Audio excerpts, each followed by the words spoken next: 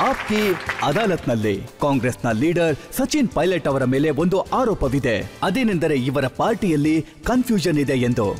ಸಚಿನ್, ನೀವು ಪಾರ್ಟಿಯ ಮಹಾಸಚಿವರು. ಮತ್ತೆ ಎಷ್ಟೋ ಜನ ಏನ್ ಹೇಳ್ತಾರೆ ಅಂತಂದ್ರೆ, ದೇಶದಲ್ಲಿ ಚುನಾವಣೆ ಆಗೋದ್ರಲ್ಲಿದೆ, 100 ದಿನ ಮಾತ್ರ ಉಳಿದಿದೆ. ಮತ್ತೆ ನಿಮ್ಮ ಪಾರ್ಟಿಯ ಎಲ್ಲ ತಾಕತ್ತು ಯಾತ್ರೆಗಳನ್ನ ಮಾಡೋದ್ರಲ್ಲಿದೆ. ಚುನಾವಣೆ ಬಗ್ಗೆ ಚಿಂತೆ ಇಲ್ವಾ ನಿಮ್ಗೆ? ಇಲ್ಲಿ ನೋಡಿ, ರಾಹುಲ್ ಗಾಂಧಿ ಅವರ ಮೊದಲನೇ ಯಾತ್ರೆ ಇತ್ತಲ್ಲ ರಜತ್ ಸರ್, ಅದು ಸ್ವತಂತ್ರ ಭಾರತದ ಚರಿತ್ರೆಯಲ್ಲಿ ಯಾವ ದೊಡ್ಡ ಲೀಡರ್ ಕೂಡ ಇಷ್ಟು ದೊಡ್ಡ ಯಾತ್ರೆನ ಯಾರೂ ಕೂಡ ಮಾಡಿಲ್ಲ. 4500 ಕಿಲೋಮೀಟರ್ ಅವರು ನಡೆದಿದ್ದಾರೆ, ಕನ್ಯಾಕುಮಾರಿಯಿಂದ ಕಾಶ್ಮೀರ ತನಕ. ಅಲ್ಲಿ ಅವರಿಗೆ ಸಿಕ್ಕಿದಂತಹ ರೆಸ್ಪಾನ್ಸ್ ನಾನು ತುಂಬಾ ಚೆನ್ನಾಗಿ ನೋಡಿದ್ದೀನಿ. ಅಲ್ಲಿ ಜನರು ಡಿಮ್ಯಾಂಡ್ ಮಾಡಿದ್ದಾರೆ, ಕಾಂಗ್ರೆಸ್ ವರ್ಕಿಂಗ್ ಕಮಿಟಿ ಡಿಮ್ಯಾಂಡ್ ಮಾಡಿದೆ, ಲೋಕಸಭೆಗೆ ಮುಂಚೆನೆ ಒಂದು ಪೂರ್ವದಿಂದ ಪಶ್ಚಿಮದ ಯಾತ್ರೆ ಆಗ್ಬೇಕು ಅಂತ. ಸಮಯ ಇರಲಿಲ್ಲ, ಹಾಗಾಗಿ ಆ ಯಾತ್ರೆನ ಪಾದಯಾತ್ರೆನೂ ಮಾಡಿದ್ರು, ಬಸ್ಸಲ್ಲೂ ಮಾಡಿದ್ರು. ಈ ಯಾತ್ರೆ ಮಾಡಬೇಕು ಅಂತ ಪಾರ್ಟಿನೇ ನಿರ್ಧಾರ ಮಾಡಿದ್ದು. ಇದನ್ನ ಹೇಳಬೇಕು ಅಂದ್ರೆ ವೋಟ್ ಬ್ಯಾಂಕಿಂಗ್ಗೋಸ್ಕರ ಮಾಡಿದಂತಹ ಯಾತ್ರೆ ಅಲ್ವೇ ಅಲ್ಲ, ಪೊಲಿಟಿಕಲ್ ಆಂಗಲ್ ಅಲ್ವೇ ಅಲ್ಲ.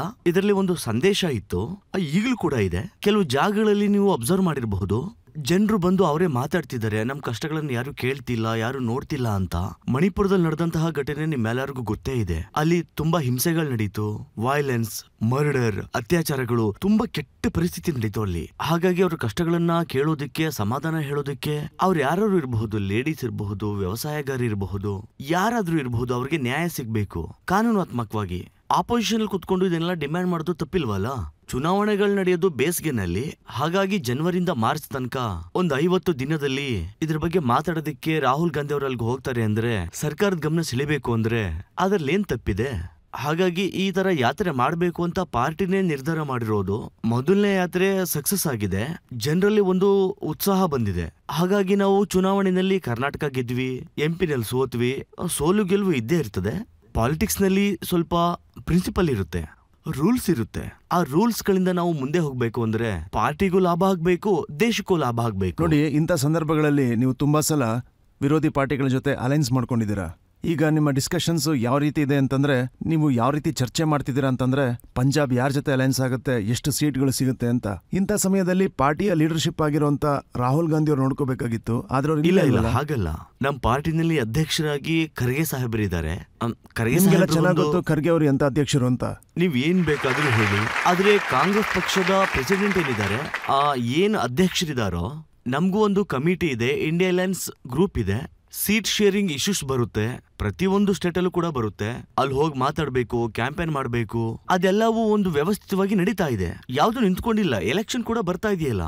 ಮೊದಲನೇ ಯಾತ್ರೆ ತುಂಬಾ ಚೆನ್ನಾಗಿರೋದ್ರಿಂದ ಮತ್ತೊಂದು ಯಾತ್ರೆ ಮಾಡಬೇಕು ಅಂತೇಳಿ ಕಾಂಗ್ರೆಸ್ ಪಾರ್ಟಿ ಡಿಸೈಡ್ ಮಾಡಿದೆ. India alliance, seat sharing, campaign strategy ಎಲ್ಲಾ ಕೆಲಸ ನಡೀತಾ ಇದೆ. ಯಾವ ತರ ವಿಷಯ ಬಂದಿದೆ ಅಂದ್ರೆ, ಭಗವಾನ್ ಮಾನ್ ಚೀಫ್ ಮಿನಿಸ್ಟರ್ ಆಗಿದ್ದಾರೆ. ಅವ್ರು ಹೇಳ್ತಾರೆ ಒಂದೇ ಇತ್ತು ಕಾಂಗ್ರೆಸ್, ಮತ್ತೆ ಕಾಂಗ್ರೆಸ್ನ ಒಬ್ಬ ರಾಜಕಾರಣಿ ಹೇಳ್ತಾರೆ ಒಬ್ಬ ಇದ್ದ ಜೋಕರ್. ಏನ್ ಹೇಳ್ತಾ ಇದೀನಿ ಅಂದ್ರೆ, ಅದು ಆ ಪಾರ್ಟಿಯ ಮುಖ್ಯಮಂತ್ರಿಗಳು ಸ್ಟೇಟ್ಮೆಂಟ್ ಕೊಡ್ತಾರೆ, ಕ್ಯಾಂಪೇನ್ ಮಾಡ್ತಾರೆ. ರಾಜಕೀಯದಲ್ಲಿ ಇದೆಲ್ಲವೂ ಕೂಡ ಸಹಜ ನಡೀತದೆ, ಹೋಗ್ತಾ ಇರ್ತದೆ. ಮಮತಾ ಬ್ಯಾನರ್ಜಿ ಅವ್ರು ಹೇಳಿದ್ರು ಅವರು ಎಡಪಂಕ್ತಿಯವ್ರ ಜೊತೆ ನಿಜವಾಗ್ಲೂ ಸೇರೋದಿಲ್ಲ ಅಂತ. ಅವ್ರು ಹೇಳೋದೇನು ಅಂತಂದ್ರೆ, ಇಲ್ಲಿವರೆಗೂ ಕಾಂಗ್ರೆಸ್ ಪಾರ್ಟಿನ ಎಡಪಂಕ್ತಿಯವರೇ ನಡೆಸ್ತಾ ಇರೋದು ಅಂತ. ಇಲ್ಲ, ಅವ್ರ ಮಾತನ್ನ ನಾನು ಒಪ್ಕೊಳ್ಳೋದೇ ಇಲ್ಲ. ಮಮತಾ ಬ್ಯಾನರ್ಜಿ ತುಂಬಾ ದೊಡ್ಡ ಲೀಡರು, ಸಿಎಂ ಆಗಿದ್ದಾರೆ. ಹಾಗಾಗಿ ಬಂಗಾಳದಲ್ಲಿ ಅವ್ರಿಗೆ ಆದಂತಹ ಒಂದು ಇಮೇಜ್ ಇದೆ. ಆದ್ರೆ ಇಂಡಿಯಾ ಅಲೈನ್ಸ್ ಅಲ್ಲಿ ಎಲ್ಲರೂ ಕೂಡ ಸರಿಸಮನಾಗಿದ್ದೀವಿ. ಬಂಗಾಳ ಸೀಟ್ ಬಗ್ಗೆ ನಾವು ಈಗಾಗಲೇ ಚರ್ಚೆ ಮಾಡಿದೀವಿ, ಅದ್ರ ಬಗ್ಗೆ ಬೇಗ ರಿಸಲ್ಟ್ ಗೊತ್ತಾಗುತ್ತೆ. ಆದ್ರೆ ನಮ್ಮ ಉದ್ದೇಶಗಳು ಏನು ಅಂದ್ರೆ, ಇಂಡಿಯಾ ಅಲೈನ್ಸ್ ಅಲ್ಲಿ ಪಾರ್ಟ್ನರ್ಸ್ ಗಳೇನಿದ್ದಾರೆ, ಆ ಎಲ್ಲಾ ಪಾರ್ಟ್ನರ್ಸ್ ಗಳಿಂದ ವೋಟ್ ಗಳನ್ನ ಒಂದು ಮಾಡಿದ್ರೆ 60% ಮೇಲೆ ನಮಗೆ ವೋಟ್ ಸಿಕ್ಕಿದೆ. ಆದ್ರೆ ಇಂಡಿಯಾ ಪಾರ್ಟ್ನರ್ಸ್ ಅಲ್ಲಿ 35% ಗಿಂತ ಕಮ್ಮಿ ವೋಟ್ ಸಿಕ್ಕಿದೆ. ಅದಕ್ಕೆ ಬಿಜೆಪಿ ಅವರೆಲ್ಲ ಭಯ ಪಡ್ತಿರೋದು.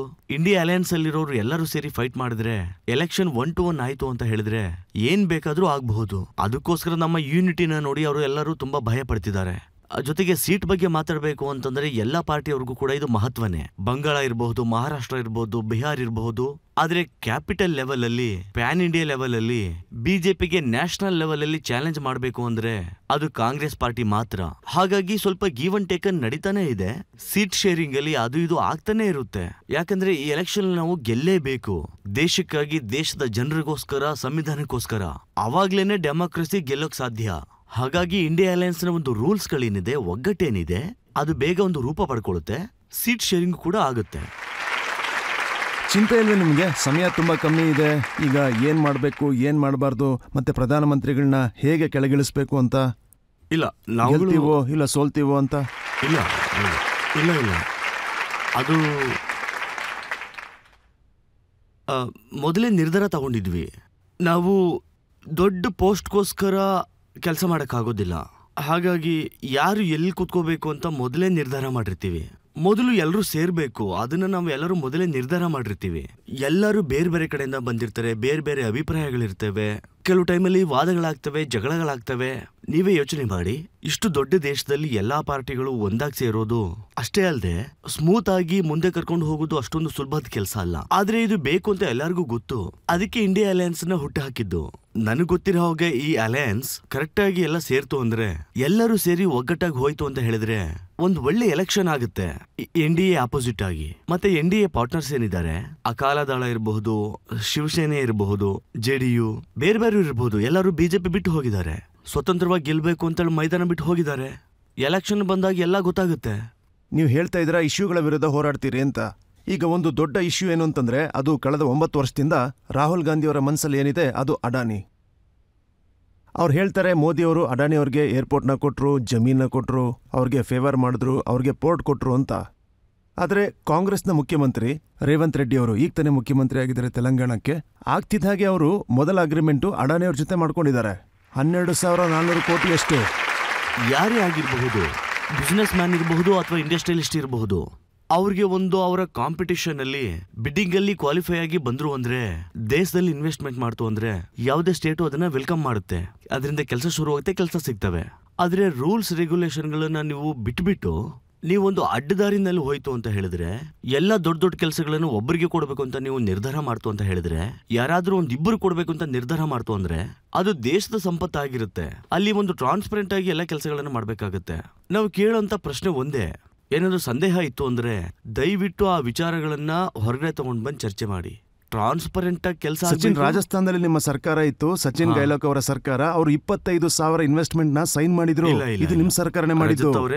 ನೀವು ಮಾಡಿದಾಗ ಅದು ಸರಿನಾ? ಇಲ್ಲ, ಆತರ ಅಲ್ಲ. 1 ಲಕ್ಷ ಕೋಟಿ ಇನ್ವೆಸ್ಟ್ ಮಾಡಿ, ಆದ್ರೆ ಮೊದಲು ಬಿಡ್ಡಿಂಗ್ ಮಾಡಿ, ಅದರಲ್ಲಿ ನೀವು ಕ್ವಾಲಿಫೈ ಆಗಿ ರೂಲ್ಸ್ ಅಂಡ್ ರೆಗ್ಯುಲೇಷನ್ ನ ಫಾಲೋ ಮಾಡಿ. ಆಗ ಯಾವುದೇ ರೀತಿ ಸಮಸ್ಯೆನೇ ಬರೋದು. ನೋಡಿ, ಅಡಾನಿ ಅವ್ರನ್ನ ಇದೇ ಕಾರ್ಯಕ್ರಮದಲ್ಲಿ ನಾನು ಕೇಳಿದೆ ಇದೆಲ್ಲ ಹೇಗ್ ಸಿಕ್ತು ಅಂತ. ಅದಕ್ಕೆ ಅವ್ರು ಹೇಳಿದ್ರು, ನಾನು ಒಂದು ವಿಚಾರನು ಕೂಡ ಸ್ಪಷ್ಟವಾಗಿ ಹೇಳ್ತೀನಿ, ಇದೆಲ್ಲವನ್ನು ನಾನು ಕಾಂಪಿಟೇಟಿವ್ ಬಿಡ್ಡಿಂಗ್ ಇಂದಾನೆ ಮಾಡಿದ್ದು, ಯಾರು ಯಾವ ಫೇವರ್ನು ಮಾಡಿಲ್ಲ. ಆದ್ರೆ ರಾಹುಲ್ ಅವ್ರಿಗೆ ಯಾಕಿಷ್ಟು ಚಿಂತೆ ಅಂತ ಅವ್ರಿಗೆ ಗೊತ್ತಾಗ್ಲಿಲ್ಲ. ಇಲ್ಲ, ಆತರ ಅಲ್ಲ. ಕೆಲವು ವಿಚಾರಗಳೆಲ್ಲ ನಡೀತವೆ, ಅದರಲ್ಲಿ ಯಾವ್ದು ಸ್ಪಷ್ಟೀಕರಣನೇ ಇರೋದಿಲ್ಲ. ನೋಡಿ, ನಿಮ್ಗೆ ಎಲ್ಲವೂ ಗೊತ್ತಿದೆ, ಈ ಬಿಡ್ಡಿಂಗ್ ಪ್ರೊಸೆಸ್ ಏನಿದೆ ಇದನ್ನ ಬೇರೆ ರೀತಿಯಲ್ಲೂ ಕೂಡ ಮ್ಯಾನೇಜ್ ಮಾಡಬಹುದು. ಅದರಲ್ಲಿ ಏನಾದ್ರೂ ಎಲ್ಲಿ ಕಾಂಗ್ರೆಸ್ ಸರ್ಕಾರ ಇರುತ್ತೋ ಅಲ್ಲಿ ಮ್ಯಾನೇಜ್ ಆಗಲ್ಲ, ಎಲ್ಲಿ BJP ಸರ್ಕಾರ ಇರುತ್ತೋ ಅಲ್ಲಿ ಮ್ಯಾನೇಜ್ ಆಗುತ್ತೆ ಅಂತನಾ? ನಾವು ಇದನ್ನ ಸ್ಟೇಟ್ ವೈಸ್ ಆಗಿ ಮಾತಾಡಲೇಬೇಕಾಗುತ್ತೆ. ಇದು ಡಬಲ್ ಸ್ಟ್ಯಾಂಡರ್ಡ್ ಅಂತೂ ಆಗಲ್ಲ. ನೋಡಿ, ನೀವು 9 ವರ್ಷಗಳಿಂದ ನಿರಂತರ ಅಂಬಾನಿ ಅಡಾನಿ ಅವ್ರ ಬಗ್ಗೆ ಮಾತಾಡ್ತೀರಾ, ಮತ್ತೆ ಕಾಂಗ್ರೆಸ್ ಸರ್ಕಾರನೇ ಅವ್ರ ಕಾಂಟ್ರಾಕ್ಟು ಕೊಡ್ತೀರಾ. ಯಾವ್ದಾದ್ರೂ ಇಂಡಸ್ಟ್ರಿಯಲ್ ಗ್ರೂಪ್ ಅಲ್ಲಿ ಟ್ರಾನ್ಸ್ಪರೆಂಟ್ ಆಗಿ ಮಾಡಿದ್ರೆ ಮಾತ್ರ ಅದನ್ನ ಒಪ್ಕೊಳ್ಳೋದಕ್ಕೆ ಸಾಧ್ಯ ಆಗುತ್ತೆ, ಅದನ್ನ ಮಾಡಬಹುದು. ಆದ್ರೆ ನಾನ್ ಟ್ರಾನ್ಸ್ಪರೆಂಟ್ ಆಯ್ತು ಅಂದ್ರೆ ಅದು ಕಾಂಗ್ರೆಸ್ ಸರ್ಕಾರನೇ ಇರಬಹುದು. ಅದನ್ನ ಎನ್ಕ್ವೈರಿ ಮಾಡಬೇಕು. ನನ್ಗನ್ಸೋ ಹಾಗೆ ಎಲ್ಲವೂ ಸರಿಯಾಗಿ ನಡೀಬೇಕು. ಎಲ್ಲಿಯಾದ್ರೂ ತಪ್ಪು ನಡೀತಾ ಇದೆ ಅಂತ ಜನರಿಗೆ ಗೊತ್ತಾಯ್ತು ಅಂತ ಹೇಳಿದ್ರೆ, ಅಥವಾ ಕೇಸು ಕೋರ್ಟ್ಗೆ ಹೋಗುತ್ತೆ, ಏನೋ ತಪ್ಪಾಗ್ತಿದೆ ಅನ್ನೋ ವಿಚಾರ ನಮ್ಗೆ ಗೊತ್ತಾಯ್ತು ಅಂತ ಹೇಳಿದ್ರೆ ಅದನ್ನ ತಪ್ಪು ಅಂತ ಹೇಳ್ಬೇಕಾಗತ್ತೆ. ಡಿಫೆಂಡ್ ಮಾಡೋದಕ್ಕೆ ಕಷ್ಟ ಆಗ್ತಿದೆ. ಖಂಡಿತ ಇಲ್ಲ. ನಾವು UPA ಗೌರ್ಮೆಂಟ್ ಅಲ್ಲಿ ಇರ್ಬೇಕಾದ್ರೆ ಪ್ರತಿದಿನ ಏನಾದ್ರೂ ಆರೋಪ ಇರ್ತಾ ಇತ್ತು. ಕ್ರೋನಿ ಕ್ಯಾಪಿಟಲಿಸಂ ಹಾಗಾಗ್ತಿದೆ ಹೀಗಾಗ್ತಿದೆ ಅಂದ್ರು. ಈಗ 10 ವರ್ಷದಿಂದ BJP ಸರ್ಕಾರ ಇದೆ, ಒಂದು ಏನು ಪ್ರೂವ್ ಮಾಡಿಲ್ಲ. 2G ಸ್ಕ್ಯಾಮ್, CAG ಸ್ಕ್ಯಾಮ್, ಇನ್ನು ಏನೇನೋ ಸ್ಕ್ಯಾಮ್ ಹೇಳಿದ್ರು, ಯಾವ್ದು ಹೊರಗಡೆ ಬರಲೇ ಇಲ್ಲ. ನಾವೇನ್ ಹೇಳ್ತಾ ಇದೀವಿ ಅಂತಂದ್ರೆ, ನೀವು ಸರ್ಕಾರ ನಡೆಸ್ತಾ ಇರ್ಬೇಕಾದ್ರೆ ಜನರು ಪ್ರಶ್ನೆ ಮಾಡ್ತಾರೆ ಅಂದ್ರೆ ಅದಕ್ಕೆ ನೀವು ಉತ್ತರ ಕೊಡ್ಬೇಕು. ನಾವ್ ಯಾರನ್ನು ಅಪರಾಧಿ ಅಂತ ಹೇಳೋದಕ್ಕಾಗಲ್ಲ. ನೀವುಗಳೇ ಜಡ್ಜು, ಪ್ರಶ್ನೆಗಳನ್ನ ನೀವು ಕೇಳಬೇಕು. ನಮ್ಮನ್ನ ಪ್ರಶ್ನೆಗಳನ್ನೇ ಕೇಳಿಲ್ಲ ಅಂದ್ರೆ ಹೇಗೆ? ಈಗ ಪ್ರಶ್ನೆಗಳನ್ನ ಕೇಳಿದ್ರೆ ಹೇಗಂದ್ರೆ, ಪಾರ್ಲಿಮೆಂಟ್ ಬಿಟ್ಟು ಎಲ್ಲ ಹೊರಗಡೆ ಹೋಗಿ ಅಂತ ಹೇಳ್ತೀರಾ, ಪ್ರಶ್ನೆ ಮಾಡಿದ್ರೆ ನಮ್ಮನ್ನ ದೇಶದ್ರೋಹಿಗಳು ಅಂತ ಹೇಳ್ತೀರಾ, ಪ್ರಶ್ನೆ ಕೇಳಿದ್ರೆ ನೀವು ಹಾಗ್ ಮಾಡಿದ್ರಿ ಹೀಗ್ ಮಾಡಿದ್ರಿ ಅಂತೀರಾ. ಪಾರ್ಲಿಮೆಂಟ್ ಒಳಗಡೆ ಹೋಗಿ ಪ್ರಶ್ನೆ ಮಾಡ್ತಾರೆ ಅಂತ ಹೇಳಿದ್ರೆ, ಒಂದ್ ವೇಳೆ ನೋಡಿ, ಈ ವಿಚಾರದ ಬಗ್ಗೆ ನಾನು ಜಾಸ್ತಿ ಮಾತಾಡಕ್ ಹೋಗಲ್ಲ. CBI ಇನ್ವೆಸ್ಟಿಗೇಷನ್ ನಡೀತಾ ಇದೆ ಅಥವಾ ಕೋರ್ಟ್ ಅಲ್ಲಿ ಏನಾದ್ರು ಹಾಕಿದ್ದಾರೆ ಅಂದ್ರೆ ಸರ್ಕಾರ ಅದನ್ನ ಅಲ್ಲೇ ನೇರವಾಗಿ ಹೇಳ್ಬೇಕು. ಆವಾಗ ಎಲ್ಲ ಮುಗ್ದೇ ಹೋಗುತ್ತೆ. ಅದನ್ನ ಮುಂದುವರ್ಸೋದು, ತಡೆಯೋದು ಮಾಡ್ತಾ ಇದ್ರೆ ಅದು ಹಾಗೆ ಇರುತ್ತೆ. ಜನರು ಪ್ರಶ್ನೆ ಕೇಳ್ತೀರಾ, ಕಮಲ್ನಾಥ್ ಅವರು ಆಂಜನೇಯ ಮೂರ್ತಿ ಮಾಡಿದ್ರು, ಸಿದ್ದರಾಮಯ್ಯ ಅವರು ರಾಮ ಮಂದಿರ್ ಮಾಡಿದ್ರು, ಮತ್ತೆ ಕೇಜ್ರಿವಾಲ್ಜಿ ಅವರು ಹನುಮಾನ್ ಚಾಲಿಸಾ ಪಾಠವನ್ನ ಹೇಳ್ಕೊಟ್ರು. ರಾಹುಲ್ ಗಾಂಧಿ ಅವರು ರಾಮ್ ನಾಮಕ್ಕೆ ವಿರುದ್ಧವಾಗಿದಾರ. ಅದನ್ನ ದೊಡ್ಡದ್ ಮಾಡಕ್ಕೋಸ್ಕರ ಪ್ರಯತ್ನ ಪಟ್ಟಿದ್ದಾರೆ. ಯಾರಿಗೋ ಯಾರೋ ಇಷ್ಟ ಆಗಿಲ್ಲ. ಒಬ್ಬೊಬ್ಬರಿಗೂ ಅವರ ಭಕ್ತಿ, ಅವರ ಧರ್ಮ, ಅವ್ರು ಯಾರನ್ನ ಬೇಕಾದ್ರೂ ಪೂಜೆ ಮಾಡಬಹುದು, ಅದು ಅವ್ರಿಷ್ಟ. ಕೆಲವರು ಇದ್ರ ಬಗ್ಗೆ ತುಂಬಾ ಜಾಸ್ತಿ ಮಾತಾಡ್ತಾರೆ. ಆದ್ರೆ ಈ ರೀತಿ ವಿಚಾರಗಳನ್ನ ನಾನು ನಂಬಕ್ ಹೋಗೋದೇ ಇಲ್ಲ. ರಾಹುಲ್ ಗಾಂಧಿ ಆ ರೀತಿ ಮನುಷ್ಯ ಅಲ್ಲ. ಜನರಿಗೆ ಈಗಿರೋ ತಲೆನೋವೇನು ಅಂತಂದ್ರೆ, ನಿಮ್ಮ ಅಲಯನ್ಸ್ ಅಲ್ಲಿ ಸೇರ್ಕೊಂಡಿರೋ ಆ DMK, ಅದರ ರಾಜಕಾರಣಿ ಸ್ಟಾಲಿನ್ ಮತ್ತು ಅವರ ಮಗ ಉದಯನಿಧಿ ಅವ್ರು ಹೇಳ್ತಾರೆ, ಸನಾತನ ಧರ್ಮ ಡೆಂಗ್ಯೂ ಮತ್ತೆ ಮಲೇರಿಯಾ ತರ ಹೇಗೆ ಈ ರೋಗಗಳನ್ನ ನಿರ್ಮೂಲನೆ ಮಾಡ್ತೀವೋ ಹಾಗೆ ಸನಾತನ ಧರ್ಮವನ್ನು ಮುಗಿಸ್ಬೇಕು ಅಂತ. ಅವ್ರ ಸ್ಟೇಟ್ಮೆಂಟ್ ನಾನು ಓದದೆ, ಆದ್ರೆ ತುಂಬಾ ತಪ್ಪಾಗಿ ಹೇಳಿದ್ದಾರೆ. ಮುಖ್ಯವಾಗಿ ಒಂದು ವಿಚಾರ ಮಾತಾಡ್ಬೇಕು. ಸ್ಟಾಲಿನ್ ಅವರ ಮಗ ಮಾತಾಡೋದನ್ನ ದೊಡ್ಡ ವಿಚಾರ ಮಾಡೋ ಅಗತ್ಯ ಇಲ್ಲ. ಅವ್ರು ಹೇಳಿರೋದು ತಪ್ಪೆ. ಯಾವುದೇ ಮನುಷ್ಯನಾಗಿರ್ಬಹುದು, ಯಾರ ಬಗ್ಗೆ ಆಗ್ಲಿ, ಯಾರ ಭಕ್ತಿ ಆಗ್ಲಿ, ಯಾರ ಧರ್ಮದ ಬಗ್ಗೆ ಆಗ್ಲಿ ಕೇವಲವಾಗಿ ಮಾತಾಡ್ತಾರೆ ಅಂದ್ರೆ ಅದನ್ನ ನಾನು ಒಪ್ಕೊಳ್ಳೋದಿಲ್ಲ, ಜೊತೆಗೆ ಸ್ವೀಕಾರ ಕೂಡ ಮಾಡೋದಿಲ್ಲ. ಹಾಗಾಗಿ ಯಾರಾದ್ರೂ ತಪ್ಪು ಮಾತಾಡ್ತು ಅಂತಂದ್ರೆ ಅದನ್ನ ನಾನು ಸರಿ ಅಂತ ಹೇಳೋದಿಲ್ಲ. ಅವರು ನಮ್ಮವರಾಗಿರ್ಬಹುದು ಅಥವಾ ವಿರೋಧಿಗಳಾಗಿರ್ಬಹುದು. ನನಗೆ ಕೇಳಿದ್ರೆ ಯಾವ ರಾಜಕೀಯದವರು ಇರಬಹುದು, ಅದು ಸತ್ಯ ಪ್ರಮಾಣ ಮಾಡಿ ರಾಜಕೀಯದಲ್ಲಿ ಯಾರ್ಯಾರೆಲ್ಲ ಇದಾರೋ ಅವರೆಲ್ಲರೂ ತುಂಬಾ ಜಾಗ್ರತೆಯಿಂದ ಇರಬೇಕು. ನೀವೊಂದು ಸ್ಟೇಟಿನ ರೆಪ್ರೆಸೆಂಟ್ ಮಾಡೋ ಮಂತ್ರಿ ಆಗಿರ್ತೀರಾ, ಹಾಗಾಗಿ ತಪ್ಪು ಮಾತಾಡೋದು. ಹಾಗಾಗಿ ಜವಾಬ್ದಾರಿಯುತವಾಗಿರೋರು ಆ ರೀತಿ ಎಲ್ಲ ಮಾತಾಡಬಾರ್ದು. ನಾನು ಹಾಗಾಗಿ ಆ ಮಾತನ್ನ ಖಂಡಿತ ಒಪ್ಕೊಳ್ಳಲ್ಲ. ಅವರ ಇನ್ನೊಬ್ಬರು MP ಇದ್ದಾರೆ, ಸುನಿಲ್ ಸೆಂದಿಲ್ ಅಂತ, ಪಾರ್ಲಿಮೆಂಟಲ್ಲಿ ಇರ್ತಾರೆ. ಅವರು ರಾಜಸ್ಥಾನ, ಮಧ್ಯಪ್ರದೇಶ, ಉತ್ತರ ಪ್ರದೇಶ ರಾಜ್ಯಗಳನ್ನ ಗೋಮೂತ್ರ ಸ್ಟೇಟ್ಸ್ ಅಂತ ಕರೆದ್ರು. ಸರ್, ಆ ವ್ಯಕ್ತಿ ಯಾರು ಅಂತಾನೆ ನನಗೆ ಗೊತ್ತಿಲ್ಲ. ಅವರು ಈ ತರ ಮಾತಾಡಿದ್ದಾರೆ ಅಂತ ಹೇಳಿದ್ರೆ, ಸುನಿಲ್ ಸೆಂದಿಲ್ ಅವ್ರ ಹೆಸರು DMK ಇಂದ ಮೆಂಬರ್ ಆಫ್ ಪಾರ್ಲಿಮೆಂಟ್. ಅವ್ರು ಈ ತರ ಮಾತಾಡಿದ್ದಾರೆ ಅಂದ್ರೆ ಅವ್ರಿಗೆ ಅವರೇ ಅವಮಾನ ಮಾಡ್ಕೊಂಡಂಗೆ. ಅವ್ರಿಗೆ ಜನರಲ್ ನಾಲೆಡ್ಜೇ ಇಲ್ಲ. ಇಲ್ಲ ಅಂದ್ರೆ ಅದು ಅವ್ರಿಗೆ ಕಲ್ಚರ್ ಬಗ್ಗೆ ಗೊತ್ತಿಲ್ಲ. ಮೊದಲನೇದಾಗಿ ಅವ್ರಿಗೆ ಬದುಕಿನ ದಾರಿ ಗೊತ್ತಿಲ್ಲ.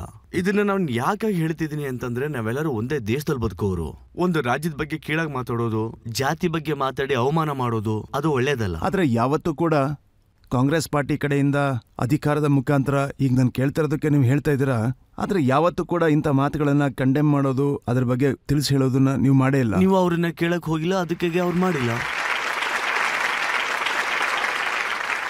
ನೀವು ತಮಿಳ್ನಾಡು ಲೀಡರ್ ಬಗ್ಗೆ ಮಾತಾಡಿದ್ರಿ. ಅವ್ರಿಗೆ ಆದಂತಹ ಅಲ್ಲಿಯ ಒಂದು ಪಾಲಿಟಿಕ್ಸ್ ಇರುತ್ತೆ. ಆದ್ರೆ ಸಣ್ಣ ಪುಟ್ಟದೇನೋ ಮಾಡ್ಬೇಕು ಅಂತಿರುವಾಗ ನಾವು ಯಾರಿಗೋ ಏನೋ ಅವಮಾನ ಮಾಡೋದು, ಅನಗತ್ಯವಾಗಿ ಮಾತಾಡೋದು, ಭಾವನೆಗಳನ್ನ ನೋಯಿಸೋದು, ಆ ತರದಿಂದ ಏನ್ ಕೂಡ ಪ್ರಯೋಜನ ಆಗುತ್ತೆ? ಅದು ಅಲ್ಲದೆ ಒಂದು ಗುರಿನ ಸಾಧಿಸಬೇಕು ಅಂದ್ರೆ ಕಷ್ಟಪಟ್ಟು ಸಾಧನೆ ಮಾಡಿ. ಕೆಲವನ್ನ ನಾನು ಹೇಳೋದಾದ್ರೆ, ಒಬ್ರನ್ನ ನೀವು ಹೊಗಳಿ ನೀವು ಗೆಲ್ಲೋದಾಯ್ತು ಅಂತಂದ್ರೆ ಅದನ್ನಷ್ಟೇ ಮಾಡಿ ನೀವು ತೋರ್ಸೋದಕ್ಕಾಗಲ್ಲ. ನೀವು ಡಿಮ್ಯಾಂಡ್ ಮಾಡಬೇಕು, ಮರ್ಯಾದೆ ಕೊಟ್ಟು ಮಾತಾಡಬೇಕು, ದೊಡ್ಡತನ ತೋರಿಸ್ಬೇಕು. ಹಾಗೆ ತಪ್ಪು ಮಾಡಿದಾಗ ಅದನ್ನ ಒಪ್ಕೊಳ್ಳಿ. ನಾನು ಏನ್ ಹೇಳೋದು ಅಂದ್ರೆ, ಒಬ್ಬ ಮಾಡಿರೋ ತಪ್ಪನ್ನ ಒಪ್ಕೊಳ್ತಾನೆ ಅಂತಂದ್ರೆ ಖಂಡಿತ ಅವನು ದೊಡ್ಡ ಮನುಷ್ಯನೇ. ಹಾಗೆ ರಾಜಕೀಯದಲ್ಲಿ ಚಿಕ್ಕ ಚಿಕ್ಕ ತಪ್ಪುಗಳು ನಡೀತಾನೆ ಇರುತ್ತೆ. ಅದನ್ನ ತಪ್ಪು ಮಾಡಿದ್ವಿ ಅಂತ ಓಪನ್ ಆಗಿ ಒಪ್ಕೋಬೇಕು. ಆದ್ರೆ ಇವಾಗಿರೋರೆಲ್ಲ ಒಪ್ಕೊಳ್ಳೋದಕ್ಕೆ ರೆಡಿ ಇರಲ್ಲ. ಇವಾಗ್ನವ್ರು ಹೇಗೆ ಅಂತಂದ್ರೆ, ನಾವು ತಪ್ಪೇ ಮಾಡಿಲ್ಲ, ನಾವು ಎಲ್ಲಾ ರೀತಿಯಲ್ಲೂ ಸರಿಯಾಗಿದ್ದೀವಿ ಅಂತ ವಾದ ಮಾಡಕ್ ಹೋಗ್ತಾರೆ.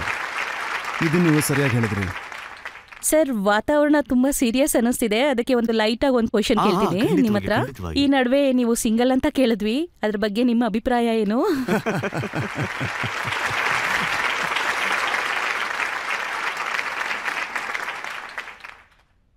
ಈ ತರ ತುಂಬಾ ಜನ ಹೆಣ್ಮಕ್ಳು ನಿಮ್ಮನ್ನ ಆಗಾಗ ಕೇಳ್ತಿರ್ತಾರೆ ಅನ್ಸುತ್ತಲ್ಲ.